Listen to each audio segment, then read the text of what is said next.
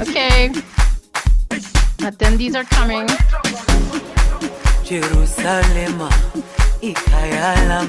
Hi, everyone. Welcome, everyone.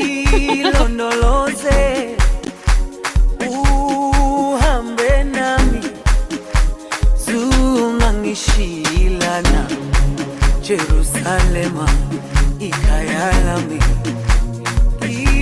ilondoloze uhambe nami zungangishilana dawo yami ayikholana buso wami awukholana ilondoloze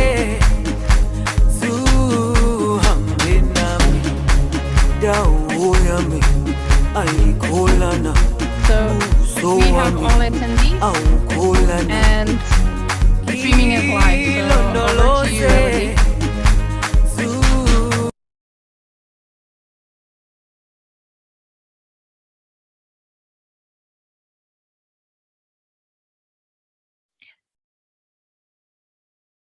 Okay, ready to go.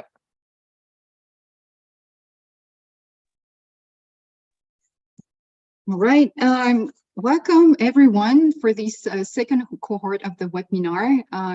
So during this webinar, it is organized by WHO, UNICEF, but also many other people who are passionate about infodemic management, social behavior change, data analysis, digital insights, you name it.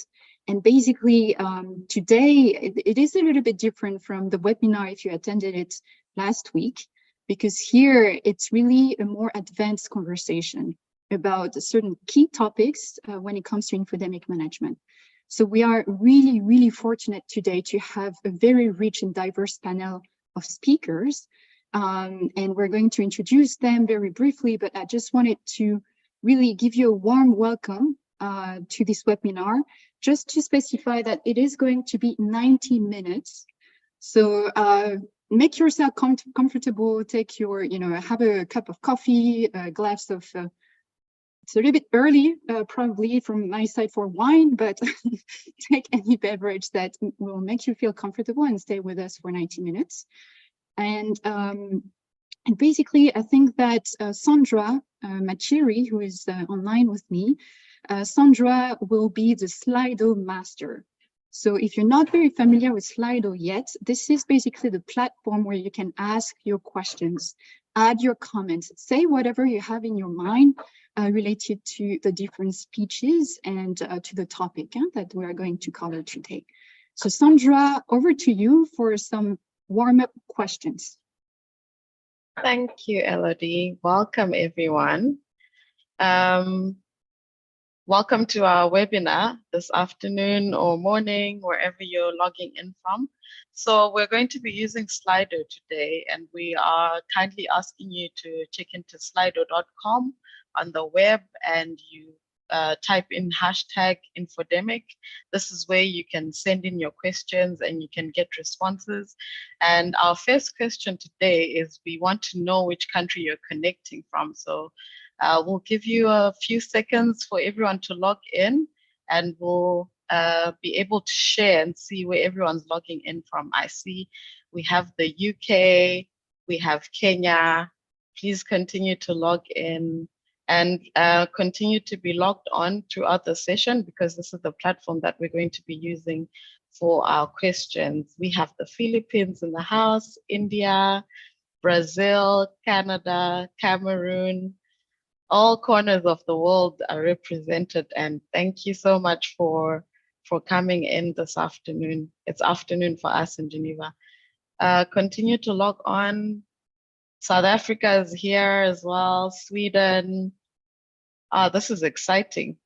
We have people from everywhere. So please feel free and feel comfortable to use this application for us to send in our questions. Nigeria, Serbia, the United States, thank you so much. You can continue to send in your responses. And then we have a very interesting second question where we want to take you back into time. When you were 8 years old, what did you think you would be when you grew up? Well, I can tell you I wanted to be an air hostess, but look at me now. I was too short to make it. So we have a marine biologist. Wow. And then someone says it's a long story. We can relate. A garbage man. Wow. Very interesting. A vet, a dog. Okay, someone wanted to be a country. That's interesting. You wanted to be Kuwait. A teacher, a dog. So there were so many things that we thought of when we were 8 years old. A pediatrician. That's really cool. Lawyer. I wonder how many people managed to be what they wanted to be when they were 8 years old. A detective, a nerd princess. Okay, so this is exciting. Can we continue to be logged on, and we'll send our questions through Slido. Over to you, Elodie. Thank you very much, Sandra. And that's funny because I also wanted to be a air hostess, but I don't. I think it's the layover that kind of deterred me. But you know, see where we are now. You know. Yeah. So having, you know, thank you for the warm-up questions. I think it's also, the point is to get to know each other. You know, the infodemic management family is a new family, but a very, very close one. So if you don't recognize some of the faces on the screen now, you'll have the time, I hope, throughout this webinar and also other upcoming events to get to know more about the different experts that exist close to you, to your country, location, or far away. But now in a digital age, you know, we are, I'm in Jordan, for example, but I've worked with Sandra, I've worked with many people here on the screen, and I've never met them in person. So this is also an opportunity, I think, to really strengthen that community. Now, I just wanted to hand over to Rani to have a very quick recap of what we are talking about today. There is a huge publication. I hope that you've seen it. It's how to build an infodemic insight report in 6 steps. So thank you very much, and over to you, Rani. Thank you, Elodie. Good morning, good afternoon, colleagues from all over the world who have joined. We have quite a number of participants who have joined this session. Today is actually our second session. We had one a couple of hours ago as well. And just very quickly, this is a takeoff from what we did last week, where we launched, our directors together launched the how to build the Infodemic Insights report. This is a joint work that we were doing with WHO, and it's been a long labor of love that has now finally seen the light. So please do scan the QR code on your screen. You can download it, and I think you also would have seen it in the invite for the webinar as well. Please go to it and take a look at it. If we say it's so ourselves, it is done quite well. So next slide, please. Thanks. So very quickly, I'm not going to go through all the slides because what we want to do this session is mostly listen to our speakers that you see on the screen. But one of the main reasons that we looked at this manual and trying to come up with this was the need or the cry from the country is saying, they really need help in looking at how they can improve insights reports, and particularly when it came to public health related issues. So the reason that we came up with this was to basically help people who are in health programs to understand the information environment and how it affects people's questions, concerns, attitudes, and perceptions. How do we look at what is being spoken about in these different medias? How do we then take these insights and then do an analysis and then generate insights reports that can be used for our communication responses? So let's move on to the next slide, please. So the Insights Manual talks about 6 steps.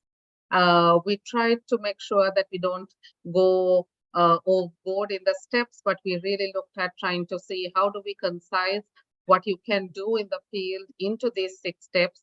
Well, the first step looks at, choosing your question that the Infodemic Management Insights could help answer. So how important that part of the work is. Step 2 looks at identifying and selecting the data sources and develop your analysis plan for each of these data sources that you've selected. Then we move on to identifying the selected data sources and develop your analysis plan for each of the data sources. I think there's a repetition there, but and then we look at looking at developing strategies and recommendations and to develop infodemic insights reports then and then looking at how do you look at disseminating these infodemic insights reports and track your actions. So it's really taking you through that journey of looking at your question, then coming up with your insights report, and then making sure that that insights report is actionable and that you are able to respond to your communication needs based on what comes up through your analysis as well. So please take a look at the manual, download it. And as Elodie was talking about earlier, this is not the end. We really want to have this continued conversation with you to look at, how you're using manual in the field, how you're looking at, what are the questions and issues that you're coming up. We will continue to have more deep dives as we move forward. Next slide, Liz. So some of the key resources in the manual. Okay. So some of the key resources in the manual are the appendices that talks about different, how you can apply what is in the insights manual to the daily work that you do. So whether you're focusing on zero-dose children, we have appendix looking at that, whether it's polio or whether you're looking at seasonal influenza or whether it is vaccine safety issues. So we have built in these indices into this manual itself so that it helps you to really look at it and figure out, how do I use this if I'm working on zero dose? We link it to a lot of the work that we've been doing so far, as well as some of the resources that we have.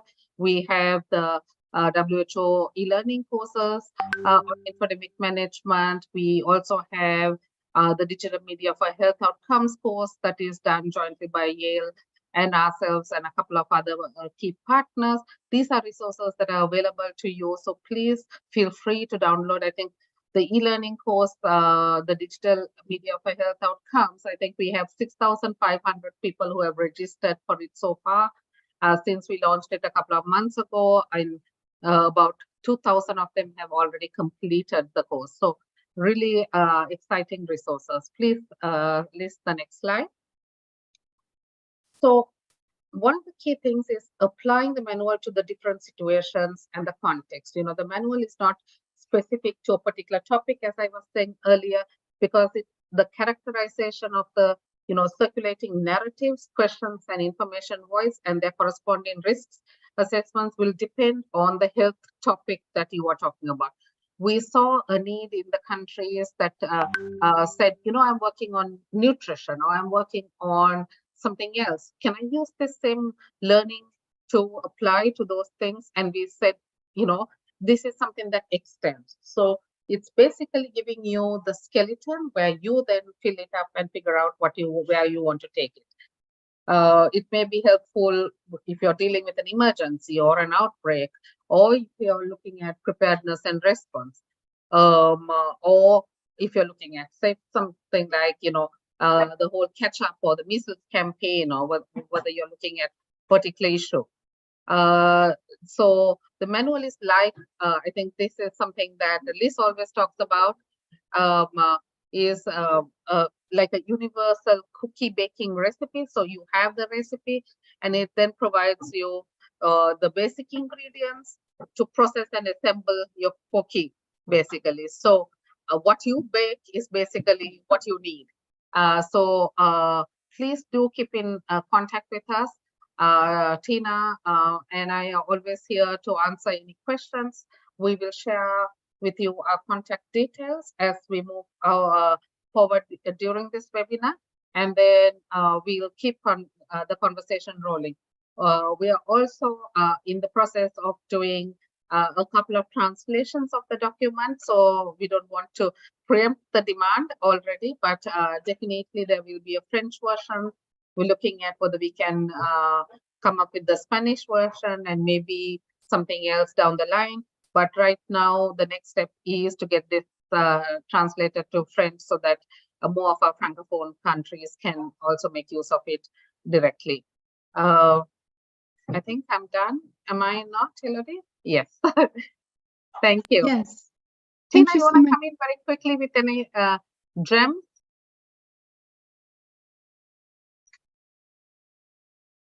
I'm sorry, I think I missed the last part of what you said. Can you say it again? Oh, really? No. What I was saying is that what did I say last? Okay. No, I was just saying that, we'll continue to have the conversation and then, take it forward, and we're looking at language versions of the manual itself. So we're working most likely the French version for the Francophone countries will come out first, and then we'll see how we can look at maybe a Spanish version and something else as well.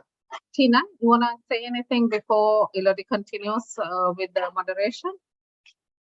No, just to thank you, Surani, for great collaboration over the last several years, and also Elodie's team and all of the community that has stood up Infodemic response the last 3 years and are now growing the field and applying it to new topics and new challenges. So over to you, Elodie. Thank you very much. Thank you very much, Surani and Tina. You have, two of the best infodemic specialists, in this webinar. So it's been a pleasure, honestly, to advance the work in infodemic management, because I didn't introduce myself. I'm Elodie. I work for the Africa Infodemic Response Alliance. And when we started, we had to figure out pretty much everything. So I'm really grateful, actually, for this manual, because it gives people method. It gives clarity and order to something that has been a mess for, at least from our side, for a bit of time, until we figured out how to work and how to adapt things and how to do it efficiently in emergency context and non-emergency context too. And now that we are talking about post-COVID-19, it is very interesting, because now you can apply these kind of methods to different topics, and this is like a very exciting perspective for all of us who are interested in that field of work. So thank you very much for all the brains actually behind this manual. Moving on, I don't see a lot of questions, so don't be shy. There is a Q&A session on Slido.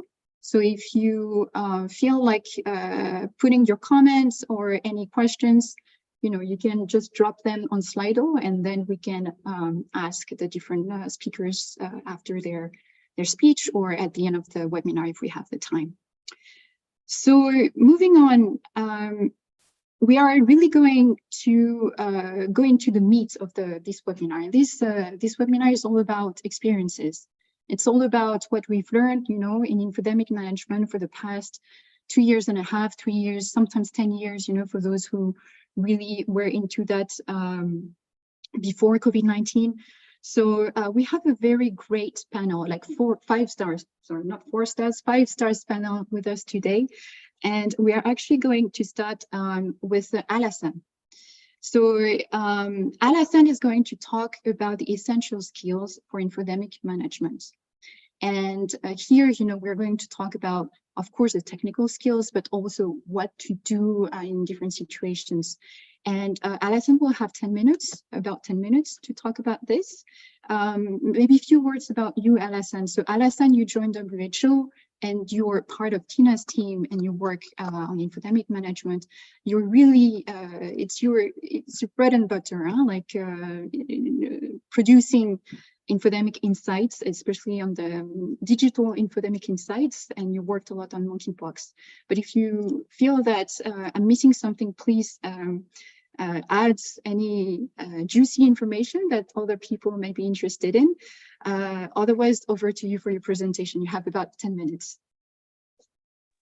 Thank you. I think you did a great job. It was very eloquent. So I don't know how much more juice I can add. Let me just share my screen. Okay.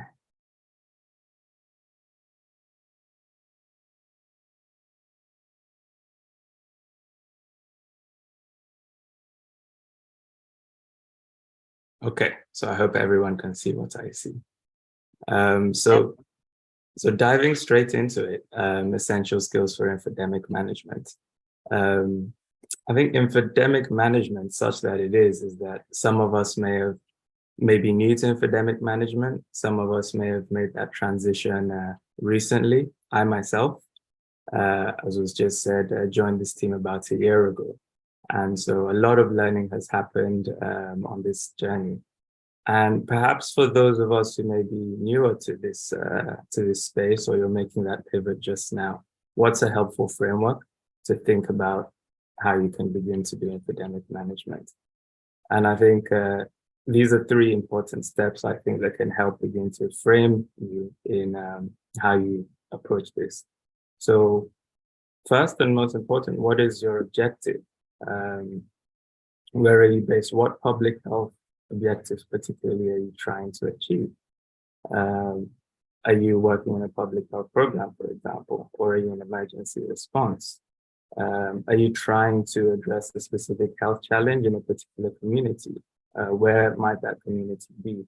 So first of all, you need to frame what it is you're approaching. Be as specific as you can.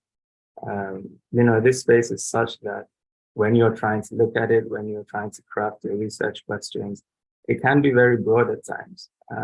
But it's always better to try and narrow down specifically to what is the challenge that you're interested in.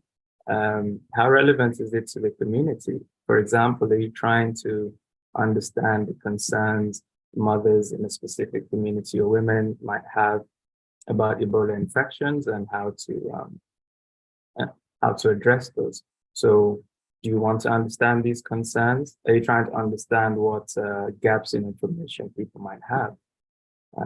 And also think about how will you be able to answer this question? What data sources are available to you? And I think one of the things that keeps getting hammered a lot is actionable. You'll see it in the manual. Well, what does it mean for an epidemic insight to be actionable? So what institution do you work in? What's the scope of your institution, and who do you work with? What are the objectives of that institution? So these are some of the things that begin to frame how you approach infodemic management as an infodemic manager yourself. Okay, let me move on to the next slide. So how does one think like an infodemic manager? And I think this is something that I myself have had to spend some time on. Before I joined TNS team, I was working in the space of misinformation research. I was working in information environment analysis. And you spend a lot of time tracking propaganda campaigns or misinformation campaigns. So when you make this transition to infodemic management, it's very important to take a step back and think, what am I trying to understand about this space? And you'll find out that maybe if you were working in misinformation research before, you need to step a bit further back from that and look at the information space as a whole. We're concerned about what might be misinformation, but we're also concerned about what the information space tells us about the narratives that may be emergent in certain areas, the questions people have, what they're concerned about, but also what the information voids are. And sometimes that might not be so obvious. So what are you not seeing? What is it clear to you that is a gap? What does it seem like people do not know or understand about a certain thing? So if you're tracking a certain community and the information they have access to, maybe it's become clear to you that there's a clear knowledge gap in what vaccines might be available or the effects of those vaccines.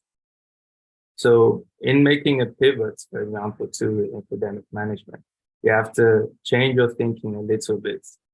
Look at the information environment holistically, the health information environment, and ask what it tells you about the communities that you're concerned about.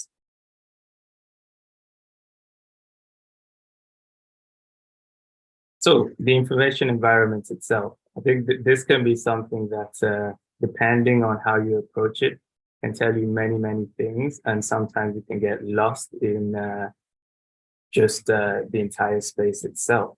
So there are a few questions that it's important to think about.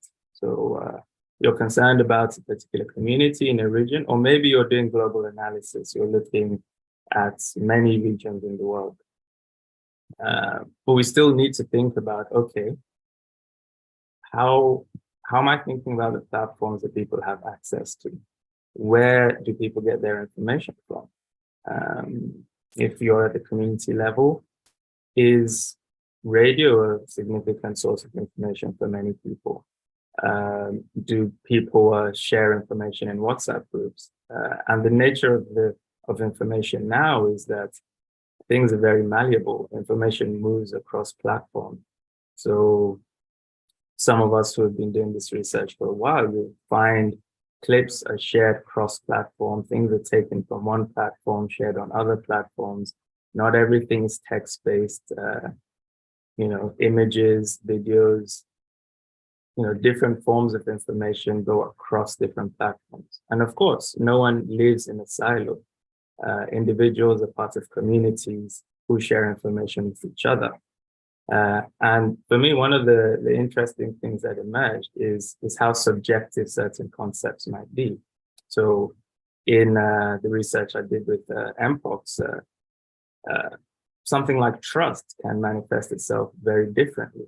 So in some of the communities and some of the information platforms we looked at, we found that in some communities, particularly in places like South America, how trust manifested was in this feeling that perhaps governments were not doing enough to address things like access to vaccines. But in other places, perhaps the trust was the distrust was in vaccines themselves. So we also have to be very, very careful about how do you gauge the way people trust the information, or who are they listening to? Because that as well will affect how you as an epidemic manager assess the space, assess how people are thinking about information, how communities also relate with each other. Because of course, these are amorphous things. And how do, you might have this distinction between offline or online sources of information. But of course, today that's very blurred, because what may have been offline moves on to online groups, and vice versa. So we have to be very cognizant of how this information moves between spaces and within communities themselves. And part of the thing about online communities is now they're not just, splits according to geography. You might have online communities that span across multiple geographies. So you also have to think about how does that affect what people in the community on the ground, how does that affect them? And how does that alter how you think about it? Okay. I think one of, for me, the most important skills to have is how do you approach the assessment of narratives online? Those familiar with social media analytics and research is, this term low-hanging fruits is not my favorite, but you might see a social media post and it has X number of engagements, it has X number of likes, shares, retweets, and that might be an indicator to you that, okay, this is a popular piece of information, this might be indicative of a narrative. But going back to how we think about the information space, is this platform representative of the community that you're concerned about, or the region, or the geography? We also have to think about things like language. So if you're in East Africa and you're seeing a post on TikTok that's very popular in English, maybe you're missing out what's in Swahili, for example. So we have to look beyond just individual posts. We have to understand from a broader perspective how many bits of this information constitute to a narrative. And then from there, once you separate out what's the noise, once you separate what may not particularly be relevant or representative, you might have a clearer picture of what is an important narrative, and also an important narrative from a public health perspective, because ultimately that is our guiding light, if you like. And not all popular or emergent narratives are particularly important or relevant to you. We have to think about it from a risk assessment perspective. Is this urgent? Is this something that you need to respond to within weeks? Have you found that in a community that you might be tracking, there's an emergent sense that people are developing hesitancy or fear around a vaccine? Okay, that might point to slightly higher urgency. Or have you found that a community that feels somewhat left out, left behind? Do we need to see what questions, concerns they have? And this is something we saw in monkeypox a lot, where a lot of communities felt that they weren't being prioritized.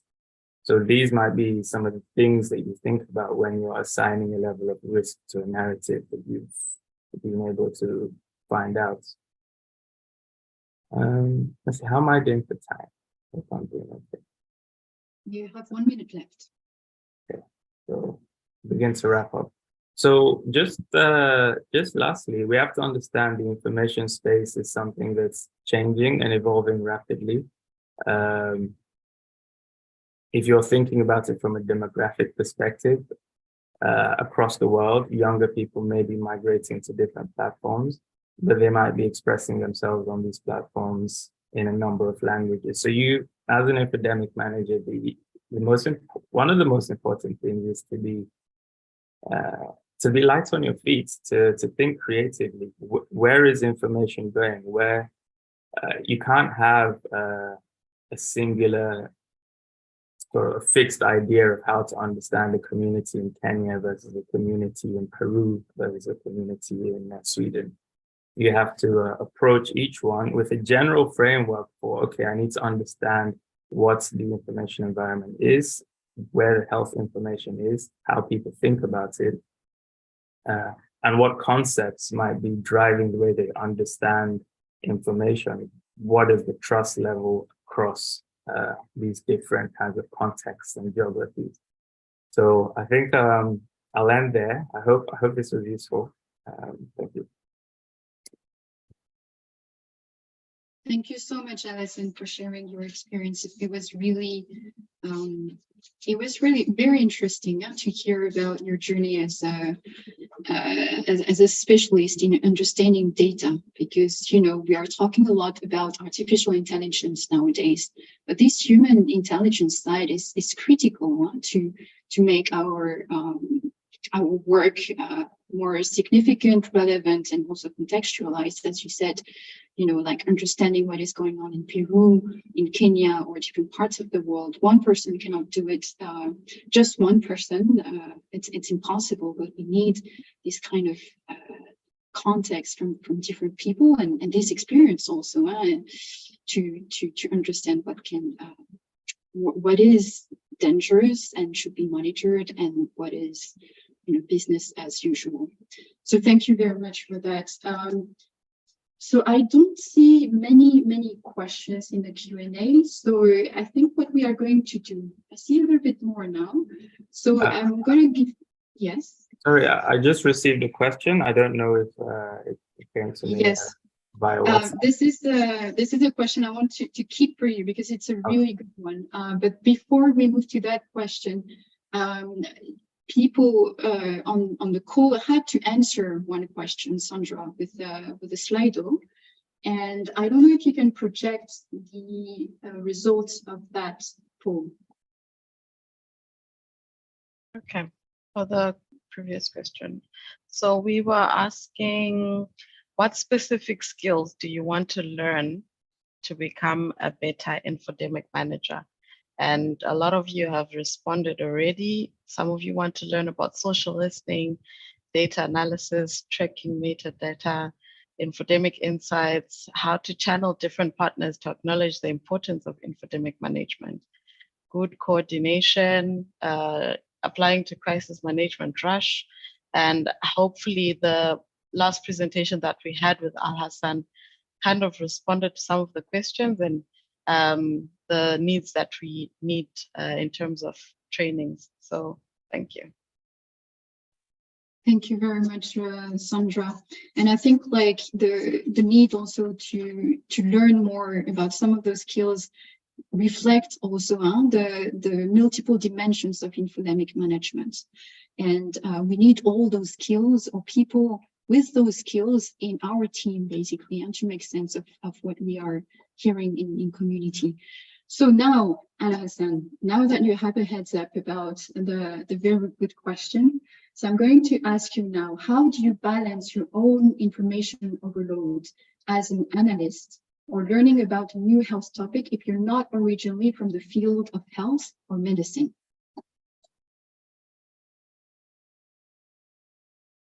I think that's a good question.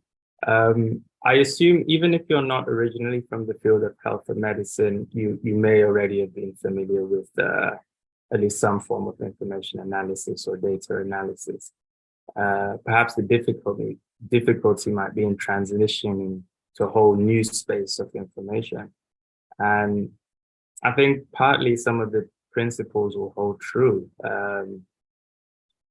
Probably an important part of it is filtering. So you need to establish a sense, a framework of how do I filter what's important? How do I filter what's less important and what's relevant? And I think, the manual does a great job, but also just thinking about, maybe if you think of those first principles of what is your objective, how specific or relevant is this information to the particular issue I'm concerned about, that can help you begin to filter what is important or what's necessary to you. So a good phrase, which I've borrowed from Tina, is the so what. So you're looking at all this information, well, so what? So what about it? Is this relevant? Is this directly relevant to this public health issue that I'm considering? Maybe you're doing something very specific, like what I was, trying to understand the space in relation to mpox. So that gives you a good filtering process already. So you already know kind of the questions and concerns. You already have one layer with which you can filter that down. And maybe you're concerned about a particular region, then that's another layer of filtering. So those might be some principles that you could use to help you not be overwhelmed, because that's one of the challenges of the infodemic, is that in and of itself, there is too much information out there. So beyond the health space, it's probably a skill that we all need to refine as time goes on. How do you filter the noise from the signal? It's, I think relevance is a good guiding point. Thank you very much. And there's also another question actually related to what you just said. It's about prioritizing. You have so much information and you have to produce a report. And of course, you cannot put like 20 trends in that report. Otherwise, everything is important, so nothing is important. So how do you assign a level of risk, and can you get it wrong? If you can just briefly cover this. Of course, in this space, you don't want to get things wrong too many times. But of course, no one's perfect as well, right?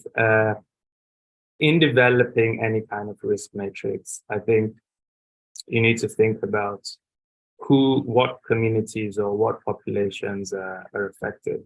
What outcomes do we want to avoid the most? What will be most important to address in terms of achieving our public health goals?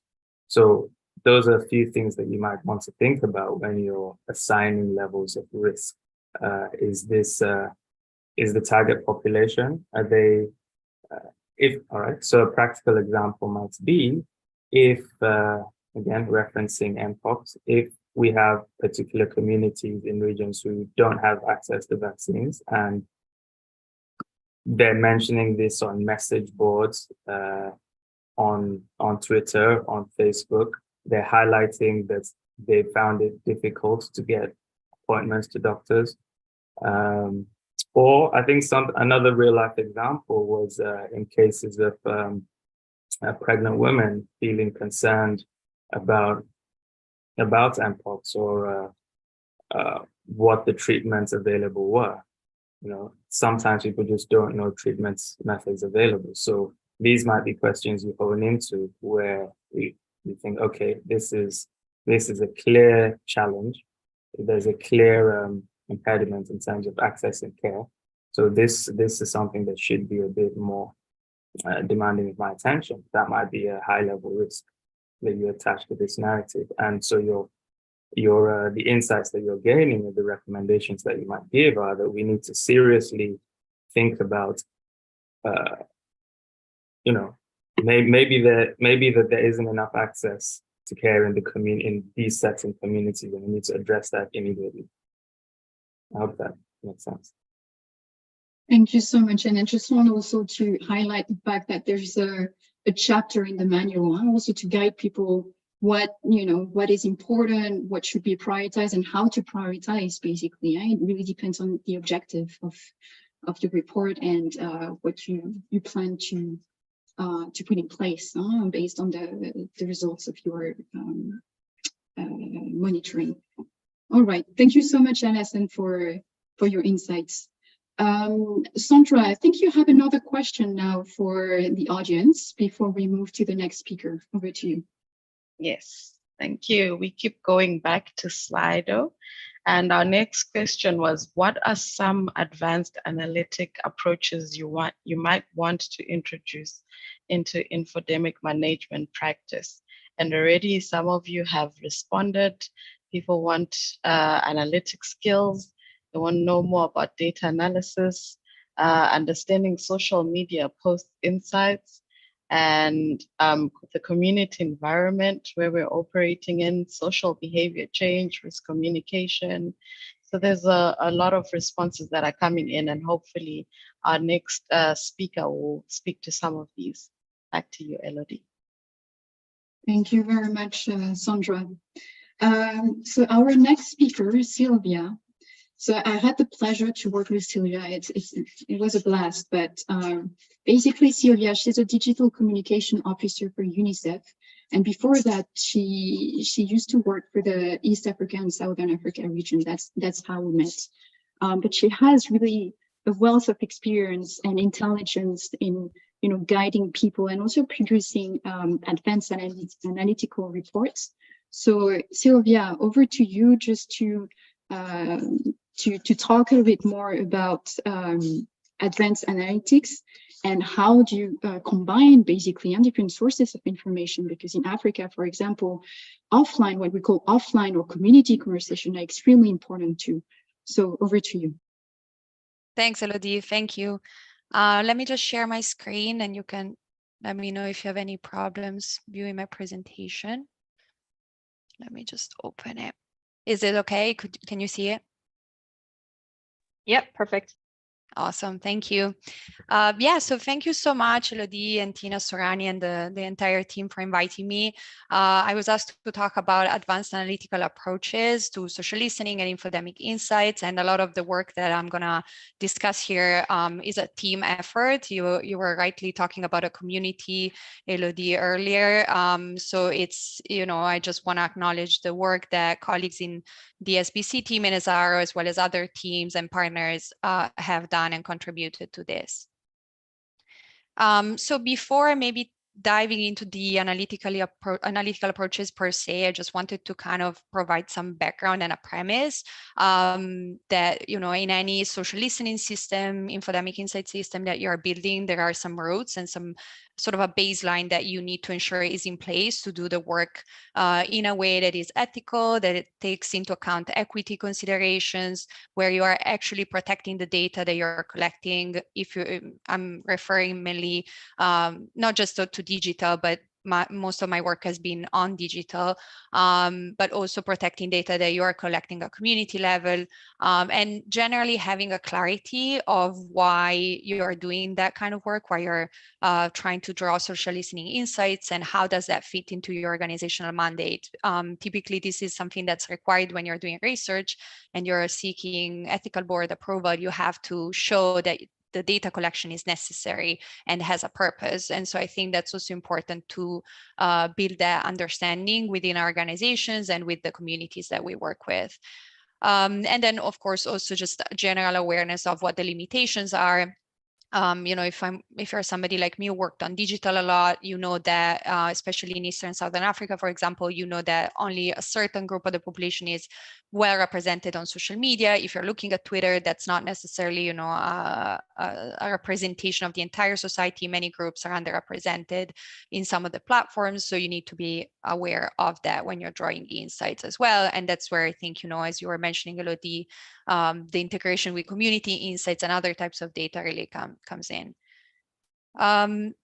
So I saw some examples that everyone was sharing in sort of answering that question. What are some analytical approaches you're interested in? These that are listed here are just some of the approaches that I'm more familiar with, that I've used as a social listening specialist. So I wanted to kind of provide some info on this and some examples as well. But I'm sure many of you are experts on so many research tools, so you may be able to add to this. So of course, a lot of the analysis tends to start from some type of descriptive analysis of statistical data, metrics that we look at, digital metrics of engagement, volume, those kind of things that kind of gives us a general picture of the degree to which a certain topic is being discussed.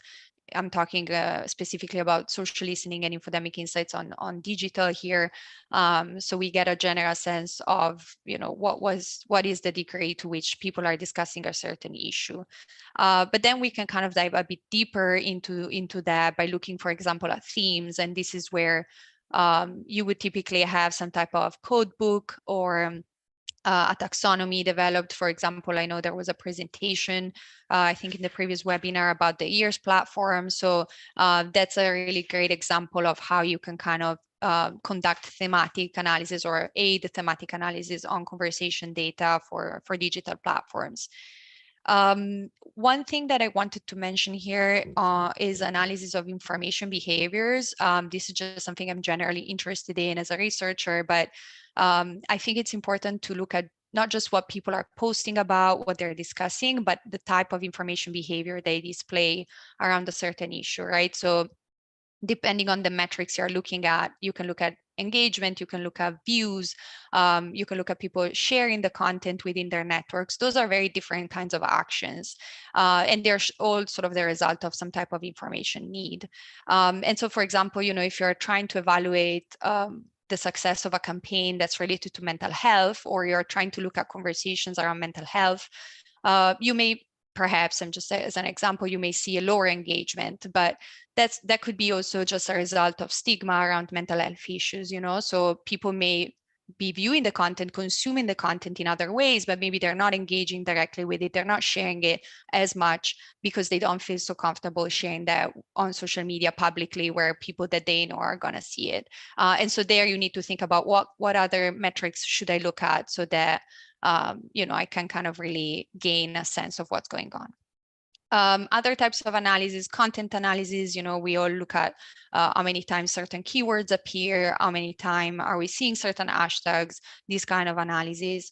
Also discourse analysis, if you have that kind of skill set, kind of looking more at language and how people are discussing certain issues. This is, of course, really key, I think, for if you're looking at vaccine conversations, for example. We know there is a lot of rhetoric coming from anti-vaccine movements, so that can filter through, the conversation of the general public. I saw somebody mention in the chat, in the Slido, network analysis. There are other kinds of analysis like sentiment analysis that are AI aided. We all are familiar with these. They're very helpful, but in some cases also come with limitations. So of course they can be helpful. For example, we have used it in Azaro to identify influencers or disinformation agents, these kind of things. And then one last point on this slide that I wanted to mention is on digital ethnography and community management. These are, of course, two very different things, but they kind of go together in that working in UNICEF HQ, for example, we have, of course, technical experts that work on managing our social media community. So they respond to comments, they moderate and so on. And these colleagues, they have really, basically they're immersed in the community every day. They read the thousands of comments. And so they are almost kind of conducting some sort of ethnography in that sense on the digital community. And so their reports, if you have somebody that has this kind of skill set in your team, their insights are super valuable because it's just, they're just really breathing day in and day out the conversations that come from the community. So I wanted to provide a few examples of sort of approaches in action. One is just the use of quantitative data to direct qualitative analysis. It's hard and was discussed in the presentation before as well, like how do you make sense of the data, filter the noise and all of that. And one way that we at least approached it when I was working in AIRA was, and also with Elodie and the African Infodemic Response Alliance team, was kind of to look at like general overall trends on engagement by subtopic. For example, here you have a vaccine report. And trying to really understand, okay, what is the subtopic that's really gaining most traction in a certain week or in a certain month? And then using that to look into more in depth, doing a qualitative analysis of the content under sort of that bucket of information. And so here, for example, you have a week where we had a lot of conversations on effectiveness of vaccines that was related, when we looked into it, it was related to the Ebola outbreak in Uganda at the time. And sort of people were discussing whether the vaccines that existed would be effective against the new strain of the virus. Another aspect to consider, and I think this was also mentioned by Alhassan, is related to what, being proactive, thinking sort of creatively, what you are seeing certain things, what is that you're not seeing in the data. So here it's an example from a climate report that we worked on where we were looking at conversations in Eastern and Southern Africa on climate. And, we have here you have a sort of a part of the report where we show different topics that were being discussed in the media and in social media. But then we kind of took a step back and thinking from UNICEF perspectives to our priorities, what is that we were not seeing as maybe we would have expected or hoped for. And so you can see here on the slide that we had only 12% of engagement was driven by content that mentioned children, and 1% of engagement was driven by content that mentioned migrants and refugees, which of course we know is a group that is very much affected by climate crises. So this is just kind of thinking based on your priorities as an organizations and questions that may come up from your colleagues with technical expertise. What is that you're not seeing in the data? And how can that inform your communication strategy moving forward? Another example here is also that as infodemic managers and social listening experts, we collect a lot of data, typically more than we can chew. And, it's sometimes really hard, but if you have a chance to take a step back and look at the data with, maybe over time, or like trying to think creatively about other types of analysis, you really have a lot of a big resource that you can tap into to get really even more in-depth insights. And so here is an example. We did an analysis on COVID vaccine conversations in Eastern and Southern Africa over basically the vaccine rollout in 2021, end of 2020 and 2021. And it was interesting to see that, yes, people were concerned about safety. They were discussing, certificates, for example, they were discussing clinical trials, expiration dates, and so on. But the biggest category of conversation for the majority of the year was on access and availability. So actually, there were a lot of equity concerns. There were questions about accessing logistically the vaccines, vaccines arriving, and then sort of the ending and availability just on a broader sense. So so that is something to consider and can kind of really put things more into perspective. And then last example is just to, rely on your network and your community to guide the analysis, especially I think when you're trying to work really at speed and in an emergency context, in an outbreak context where things are moving so quickly. You really need to have a network in place and work together as a team. And we worked, this is an example, with the African Infodemic Response Alliance and partners there, working together on an Ebola report on social listening and digital insights. So, that's kind of like, I think, a really important aspect to keep in mind. So just thanking everyone and turning back to you, Elodie, for any questions that may come up. Thank you. Thank you so much, Silvia, for your presentation. I see that people are getting more active now, inputting their questions on Slido. So the first question is actually, where can we find your reports, and especially the one that you showed about climate? Yes, so these are internal reports that we have shared within UNICEF and with partners.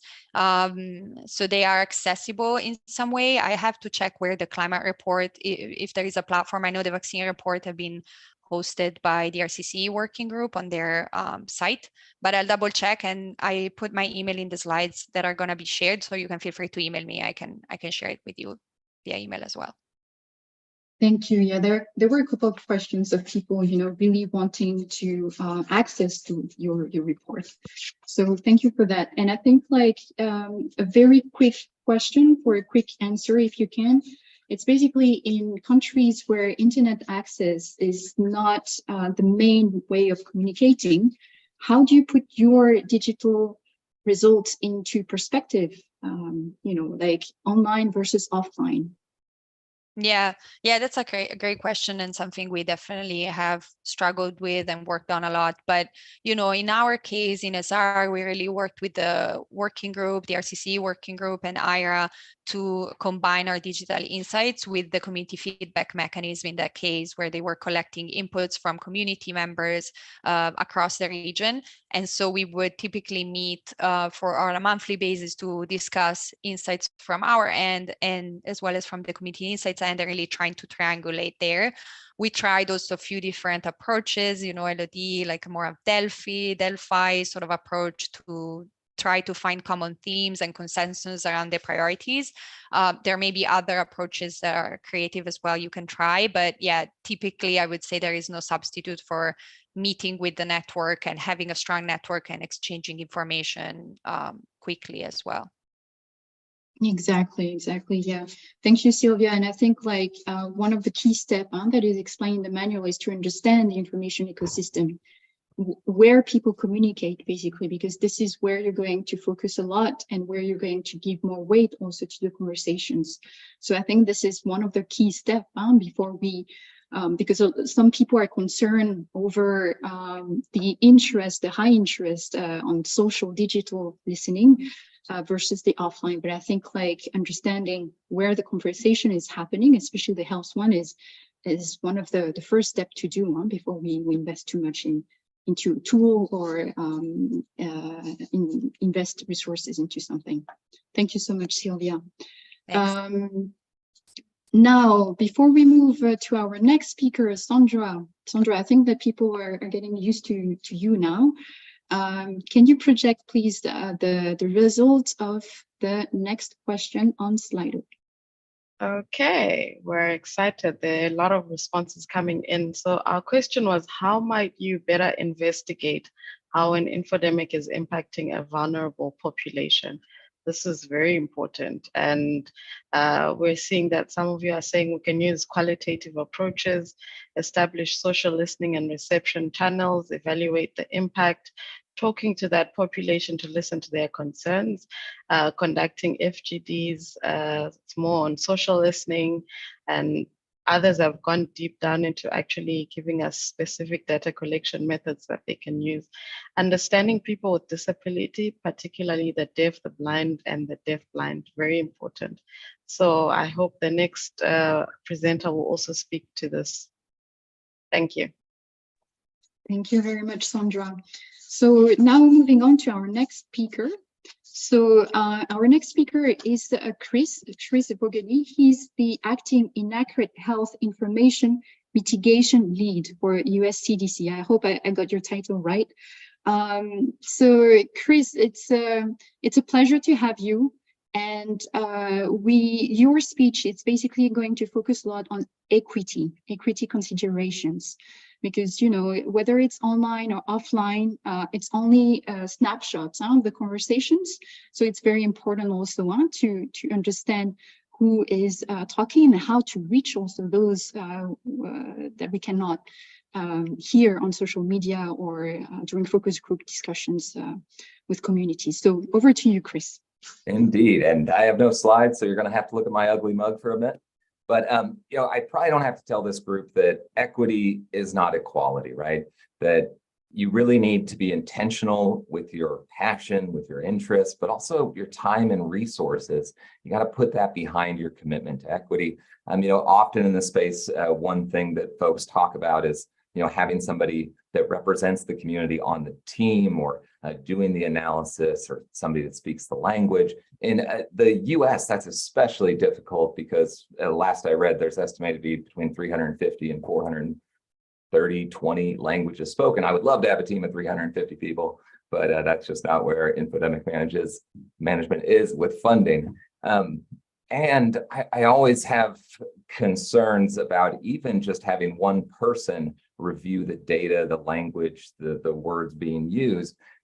Back in undergrad, I was a really big fan of taking linguistic courses, and there's a saying that a translator alone in a room is a traitor to the language. And it's because even if we're speaking in English, the more commonly spoken ones, people can say something and have many different implications to it. But when talking about how we incorporate equity in our report generation and our data analysis, I can give you some really clear ways that we do it. One, when we assign risk to themes, if it is a theme primarily being spread, or even if spreading highly in groups that would have a disproportionate impact from believing the theme, we essentially just shift the risk of the theme up. So if a theme in spreading among pregnant people is identified as a top theme, and we would normally categorize that as a low theme because we perceive that to be a group that would have a disproportionate impact, it gets shifted up to be a medium one.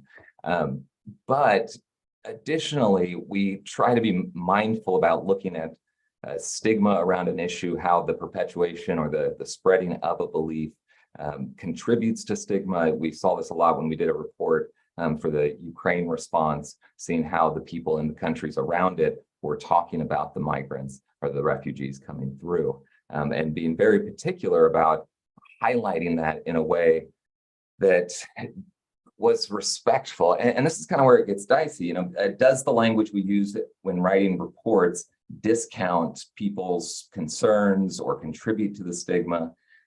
Right? One thing I always try to be mindful about is ensuring that we don't use particular words that would come off as discounting, like this group perceives this, or this group even believes it. We don't want our own reports to continue to contribute to feelings of not being listened to, not being heard. But I'll go back to this intentionality piece because I really do think it takes a dedicated time to actually incorporate an equity lens. And coming from the evaluation world, one thing I love about evaluation is our use of tools. I'm going to share this. I don't make this or make any money from it, but it's a data equity deck. And what it is a series of questions at each step of the data collection process that one needs to ask themselves to ensure they're doing the best they can to incorporate equity considerations. So, right, in the initial scoping and design, what are the various ways of knowing and exchanging information in this community? How are we even defining expertise when it comes to who is the expert in this community? As a community psychologist, one thing that was drilled into me was that there's probably no better expert in the community than somebody from that community. So prioritizing them as experts. But then when you're talking about the actual data collection, one thing that we often talk about is how our own identities impact the sources of data we look at, and even how we interpret what people are saying about it. Then, as we switch to this analysis and interpretation piece, one thing that's really top of mind for us is, who is included in the process of making meaning out of the data. That, right, there's so much historical information that probably people outside that community aren't aware of, or even the degree that it impacts folks. So being sure that either we are bringing subject matter experts, or going back to this intentionality piece, spending more time collecting data specific to that group. So getting away from these tools that look at a national perspective, and then going to organizations that serve these communities and that advocate for these communities to talk to those folks and actually incorporate their view in a way that, yeah, it takes more time, but we think we're doing more justice to the topic in general. And then additionally, how might someone with a different perspective or identity interpret these data or findings? One thing that I think we're trying to be better about is more this participatory or collaborative data analysis process, where we're identifying themes, the data for it, and then seeing just how folks interpret that differently. But additionally, looking at what assumptions and values are using to determine the importance of the context of the theme. But additionally, one thing to continue to consider is, right, how the context about the systems and the power dynamics should be included so that all audiences can understand the point of view that's coming across. And then I think one of the big ones for us additionally is, how are we centering the voices and perspectives of individuals or communities that we're looking at, ensuring that we're doing justice to what is coming across. And really all of those come from this piece of research, or this community-based participatory research methodology. It has 9 principles where, yeah, you start from a space of valuing the community as experts, and then when you're creating recommendations, ensuring that you're acknowledging the strengths that exist in that community, seeing them as partners in that, the enacting, the even recommendation crafting, and ensuring that as we're writing these recommendations, because we do have power with these recommendations, and advocating for more inclusive responses where we are ensuring that these folks are not only involved in addressing the concerns in their own community, but what can we do through these recommendations to help the community empower themselves, I think is also important.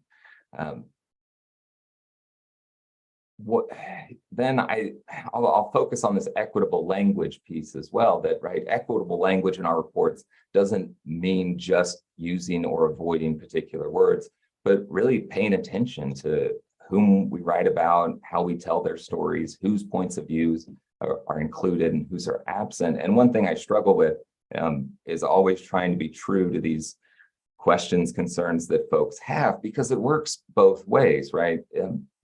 If we're trying to be mindful about using language when writing reports that don't discount people's concerns, then how does that look when we are reporting the concerns of people spreading stigma-inducing beliefs?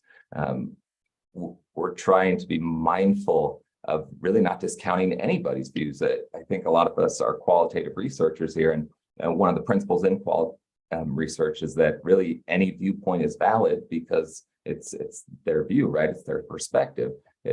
And acknowledging that and starting from that place.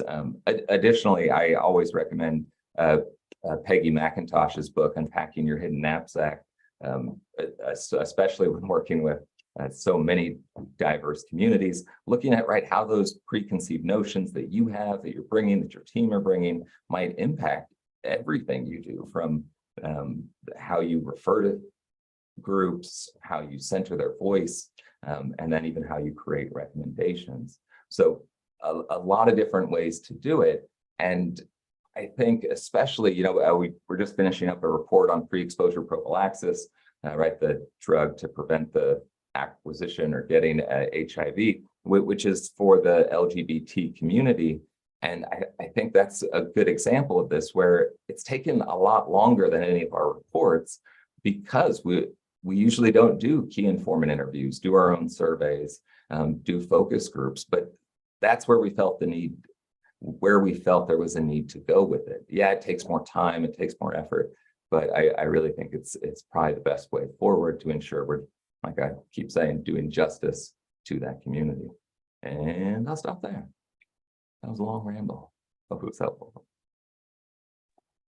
Thank you so much, Chris. And I really like the fact that you mentioned multiple times we need to be intentional, because your talk is all about how do we use the data, who do we speak to, you know, we have to know our audience and also what they are going to do with the results, and how can they access and benefit from the interventions that should result from the different reports we are putting together. So thank you very much. I think like the conclusion is really be intentional. I really like also the language piece, especially since, you know, again, I'm working in a very diverse continent with so many different languages, which is like really challenging, but extremely interesting as well. Thank you. There was a question actually for you. It's about how do you access the data equity tool, and we put the link into Slido. So those who are interested in looking at the tool, it's in there. And there's also another question for you. How do you ensure that communities benefit from the insights generated at the state or national level? Yeah, so we always felt it was really important in our reports to include as much support as we can for folks. So ensuring that we're adding resources, graphics, assets, social media calendars, anything we can do to make their life a little bit easier when trying to address these concerns. And I go back to the intentionality piece. It does take time to ensure the reports are disseminated to the community. It might not be our normal distribution list, and we need to identify those communities, the community groups that serve them, reach out to them. And I go back to giving more of your time, dedicating some time for consults when folks reach out, that it's different than our national level report. And then if we're trying to make up for historical injustices, it's going to take time, and offering them the technical assistance, consultation, whatever it is, even if it's beyond what we normally do. I think that's how we make this right. We're trying to.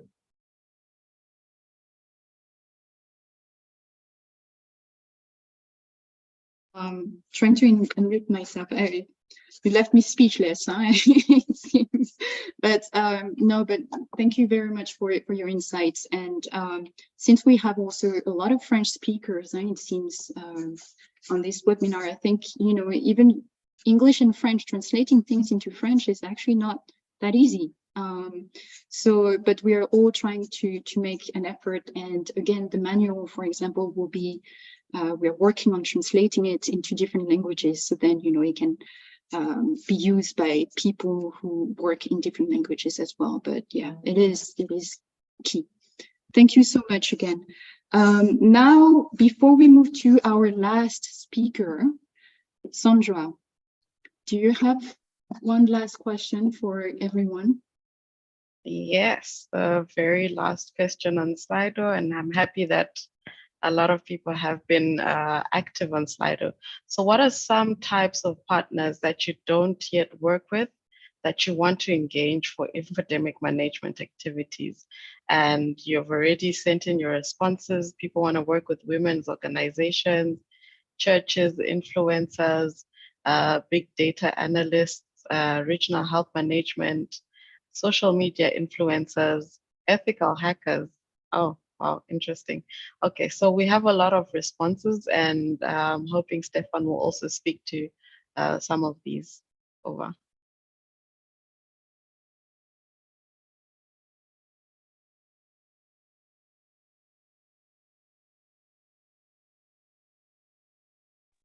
Yeah, I hope you can all see my presentation and you can hear me well. So I will hide behind the presentation, although you can also see my face. and I will present for myself and my dear colleague Alexander Stevanovic.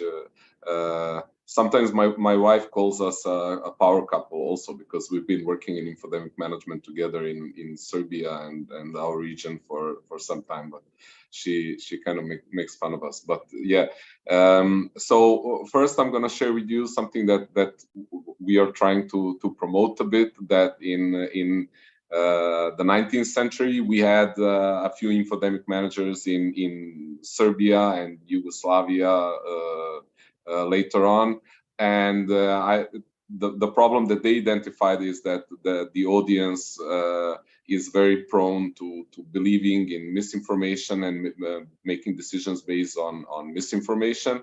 But what I want to underline, and I underlined in this slide, is that even 100 years ago, our father of public health in Serbia and Yugoslavia said that the biggest result will arise from informing the patient and educating the doctors. So the main point wasn't let's ban all the misinformation, but let's work together with the patients and with the doctors to make a difference. And I will move right away to our first steps in infodemic management. So you will see through my presentation, which I will try to keep shorter, so we can have time for questions and for the team to wrap up.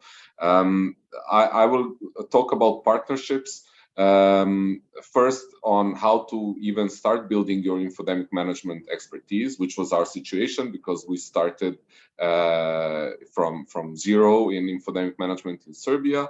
I will talk about partnerships that helped us reach with our activities a larger audience, and partnerships that helped us gather information for our insights. So these are all the partnerships that we're trying to leverage.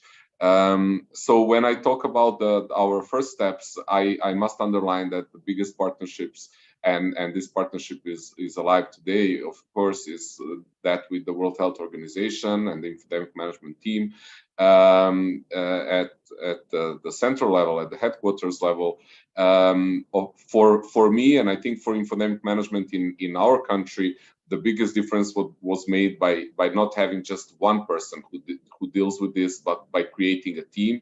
So I think these kind of internal partnerships make a huge difference, and I know that I wrote here, two heads are better than one.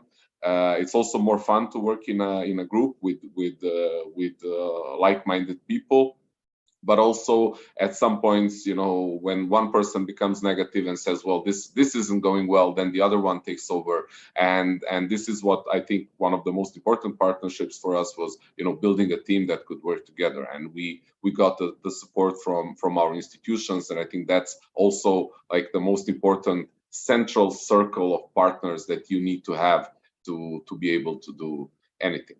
When we think about the first partnerships that we made for infodemic management in Serbia, even before we managed to found this laboratory for infodemiology and infodemic management, we created strong connections with people that cover different expertise that we thought we don't have, or that we had, but again, it's better to do it with people that work in these areas for a long time.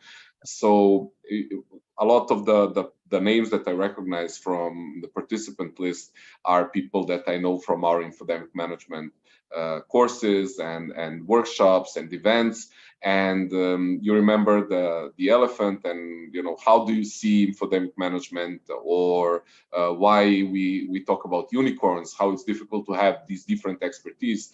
Well, we found a way that we don't all have to have all the expertise. We can also have partners who facilitate this for us. At the start, we didn't know at the start, nobody in Serbia at least knew anything about infodemic management, meaning the public. So our first partners were actually the journalists, and the journalists were very, very interested in what is infodemic management. They asked themselves what is their role in creating or fighting the infodemic, and we leveraged this to get to other partners, which then understood that this is a topic of interest. I saw one of the questions saying, asking, do you think that the Ministry of Health is more interested in the political aspect of infodemic management, etc.? And I can say that working with journalists who promoted the topic of infodemic management and the burden or the effect of the infodemic on our society helped us open some doors with people already hearing about the topic and then understanding that there is someone who deals with this. I want to underline here the partnership with the Journalist Association of Serbia, so with journalist associations, and then of course organizing a lot of different different events. When we think about this building capacity and growing our network, one of the biggest milestones was when we got the support also from the WHO country office in Serbia and some funding for the first time, which helped us also show that there is genuine interest and future for this topic, which is really important for an academic institution. So an academic institution is not ready to start a new laboratory just because it's something that we find really cool and important. But when it was obvious that from different faculties and from the journalists and from our partnership that this is a topic that's important and that's here to stay, we also got the support to create this laboratory for infodemiology and infodemic management, where we have this multidisciplinary team that helps us cover a lot of the different disciplines, like social medicine, which is our discipline, but also humanities, covering ethics, behavioral sciences, psychology, epidemiology, medical statistics, and informatics, and many more that maybe I didn't put here.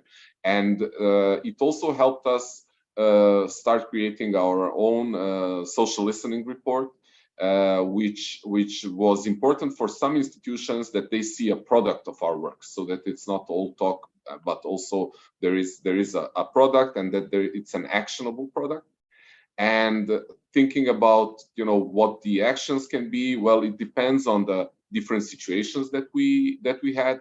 So COVID-19 was maybe the one train we didn't catch early enough. So when we started working on our social listening reports or insights on COVID-19, the public in Serbia and the institutions were so much saturated with COVID-19 that there was, even if there was the possibility to do some activity, there wasn't a very high interest, both in the public and in different institutions among the journalists.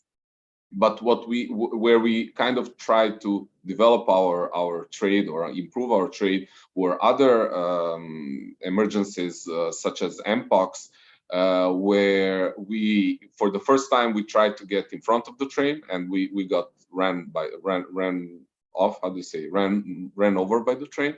But we tried to jump in front of the train because we knew that something was getting prepared by the press, which wasn't really useful. It was a lot of misinformation and disinformation.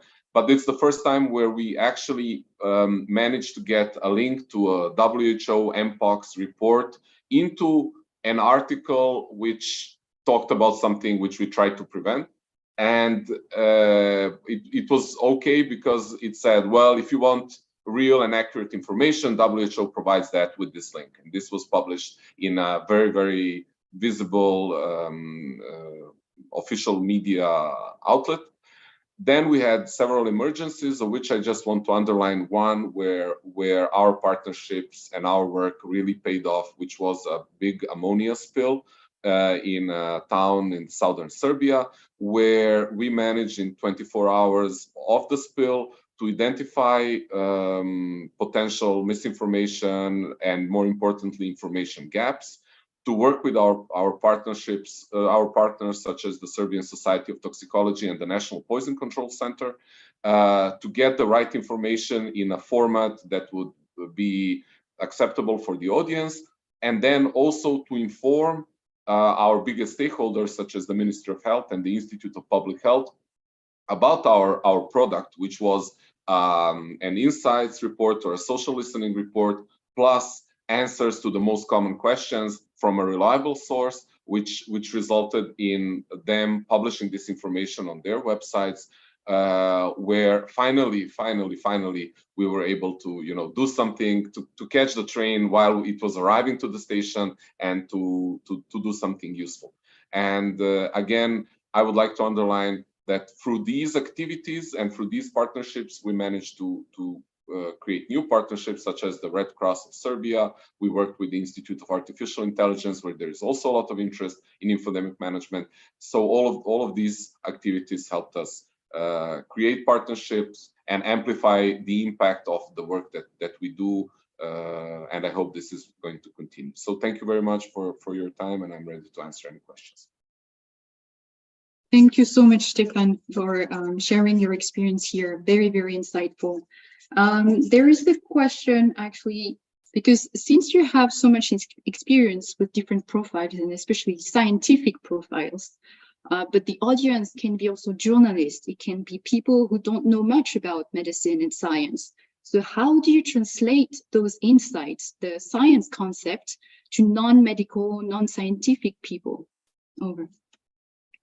Thank you very much for this question. Well, we have opted for two options, let's say it like that. First one is working with journalists, and journalists usually know they have a way of providing information in a way which is generally acceptable and readable to the audience. The catch is that they also like flashy headlines. So sometimes, we talked about immunization, and we had a professor who, just as a side note, said that one of the consequences of not vaccinating your child could be death, which is like 0.001%. But the journalist said, if you don't get vaccinated, your child will die. So maybe the idea was positive, but also it's not something we're trying to do. We're not trying to scare people into making decisions about their health. On the other hand, the best way is, I think Chris talked about this a lot, and the same with data collection. When you want to produce information and make sure that the audience, that it's right for the audience, is work with the audience. So, for example, working with young people to create information for young people, working with the elderly and their organizations to create information for the elderly. So this is something that has helped us, and this is the way that we managed to solve this problem. Thank you very much, Stefan, for your very clear answer. And I can relate to one of the examples that you mentioned, like the flashy headlines. Sometimes it can be a flashy photo too. Huh? And this is all what internet is talking about, or the communities, those who don't necessarily understand the main language used in the country. They see the photo though, and they understand something. So it is very important, as you said, to work with the audience, to translate that knowledge, especially science, because it's not easy to understand for everybody. So then you can actually achieve your objective. So thank you very much. We are almost at time for our webinar. Time is running so fast when a conversation is fascinating. Thank you so much, everyone, for your questions. I hope that we managed to answer, whether on live or by writing, to your questions. If not, I don't know how long the Slido will be open, but feel free to drop any other questions. We'll do our best to answer them. Other than that, I would really want to thank again all the speakers here during this webinar. I think we had a very good, diverse and complementary panel to share different experiences from different parts of the world, because we are not necessarily facing the same challenges, but we are trying to find solutions, so it's really important. And I think coming from the conversations and the questions from the audience, we have one objective when we talk about public health here, is really to facilitate information. Those who need the information to make decisions for themselves and for their family, for their health, they should have access, easy access and understandable access to this information. And it's beyond misinformation, disinformation. And let's not be too working a little bit too much into silo. We're trying to break that into silos between offline and online and so on. I think that the world is really changing, even in countries where internet penetration may be low, but it's growing. So it's very important to consider every source of information, any solutions basically to provide timely, accurate, and understandable information to the people who need it to make their decisions. So I think this will be my conclusion here. And now that you have a manual to guide you, that you can adapt to your context, I hope it will, help you not start from scratch, like what we had to do with AIRA, but really like learn from the people who have been doing that for some time now, learn from our mistake and learn from our successes too. And yeah, let's keep in touch for the next adventure in infodemic management. So I don't know if Tina or Surani or anyone from the speakers want to say something before we close. Elodie, you said it all. And I would just like to say I'm really thank you all for the contributions, and I think it reflects the spirit and the values of all of the collaboration and all of the infodemic management community that we've built over the last 3 years. So it's great to see all the new friends join the conversation. Please keep in touch and contact everyone. Please contact Surani and I whenever with any suggestions and future and any questions. Surani, maybe as well. Nothing more to add, Tina. Thank you everyone for joining. We'll continue the conversation offline, online as we move forward. So please get in touch with us, as Tina said. And we love having you here on this webinar. We'll be in touch. Thanks, everyone. Have a great day. Thank you, everyone.